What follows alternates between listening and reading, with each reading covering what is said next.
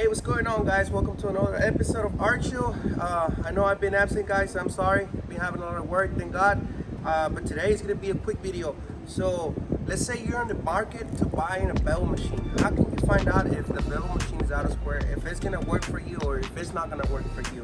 So on this video, we're gonna show you guys how to check if the bevel machine is square, because like I said, you're spending $1,000 on this thing, so maybe $1,500. It all depends on the sizes, right? But you don't want to spend $1,000 and then for it to be out of square, and then you're gonna be stuck with the bevel machine that it doesn't cut right. ¿Qué onda, chavos? Hoy estamos aquí, traemos este video. En este video vamos a hablar de cómo cortar la bevel machine, no cómo cortar, sino que si estás ahorita andas pensando comprar una y vas a gastar dinero, como les digo, estas cosas no están baratas, valen $1,000, de 800 para arriba, depende del tamaño de la bevel machine, pero no quieres comprar una bevel machine que luego te va a salir mala. ¿Cómo que te va a salir mala? A veces lo que pasa es que los ayudantes las tiran, se les caen, a nosotros también nos pueden caer de las trocas y todo. Entonces, ¿qué es lo que va a pasar? Se va a descuadrar.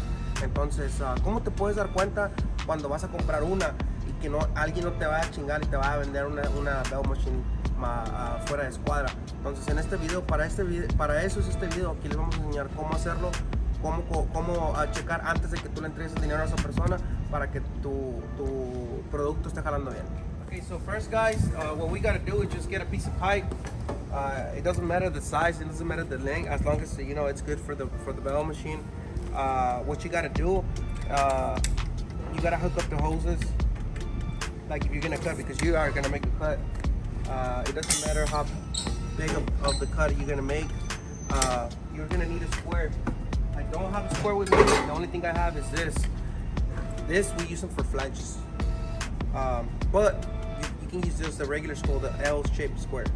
Vamos a necesitar una de estas, chavos, no de estas, pues hacer una regular de una L. Esta lo usamos para las flanchas cuando estás así. Aquí está la soldadura, aquí está la plancha, entonces nomás para hacer si la plancha está cuadrada o no. So okay, so this what we're gonna do right now is we're gonna cut it. After we cut it, we're gonna put the square on the side.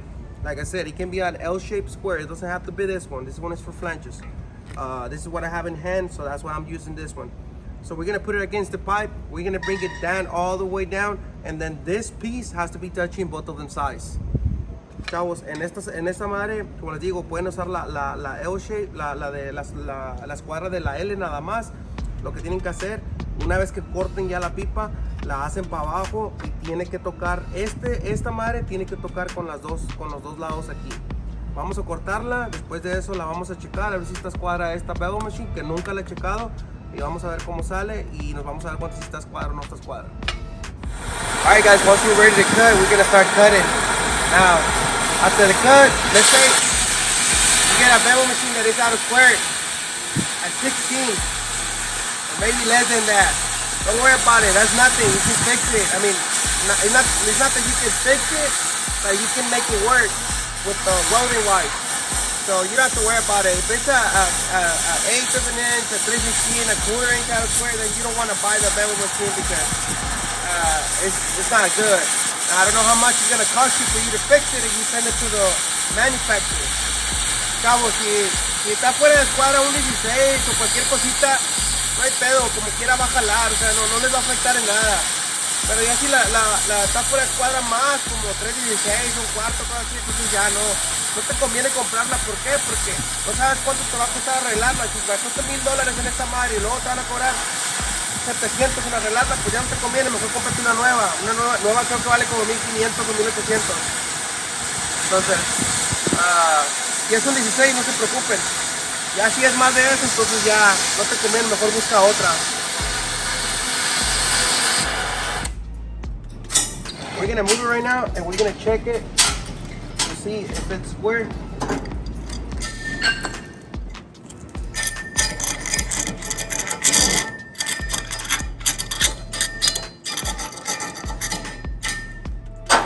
So we're gonna put it on right now, and then we're gonna check if it's out of square.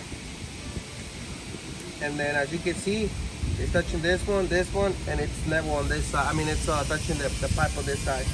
So that's how you check, just put one of this one, so you can put the L-shaped square. make sure he's touching this one and this one. Now, like I said, if it's too much, if it's like this, you're gonna see a gap in between, and then you're gonna be like, hey, you know what, it's too much. So especially on a small pipe, if it's a 16, it ain't gonna be much, but on a big pipe, it's gonna be too much. Chavos, ahí quedó. Como les digo, usen una escuadra regular de una L, no tiene que ser esta, y nomás pónganla aquí y para acá. Está caliente, no la quiero tocar, pero asegúrense que esté tocando este lado y que esté tocando este lado, así para que no saben si va a estar escuadrada. Esa es la única forma que yo sé cómo que sé si está buena la bevel machine o no. Si hay otras formas, déjenlo en los comentarios para saber, ¿verdad?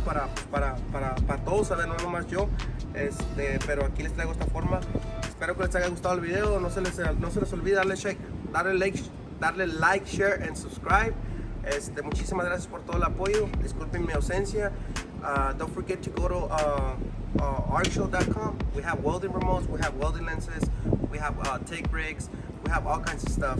We got new things coming in. No se les olvide, chavos, artshow.com. Ahí vendemos lentes de solar para HeliArt, o si quieres para puro stick welding. Tenemos stick torches, tenemos welding remotes con OLEDs para las máquinas, para las Millers, para las Lincolns, para todo lo que tenga 14 pin y 16 pin connection. Muchísimas gracias por el apoyo y ahí los miro en la otra.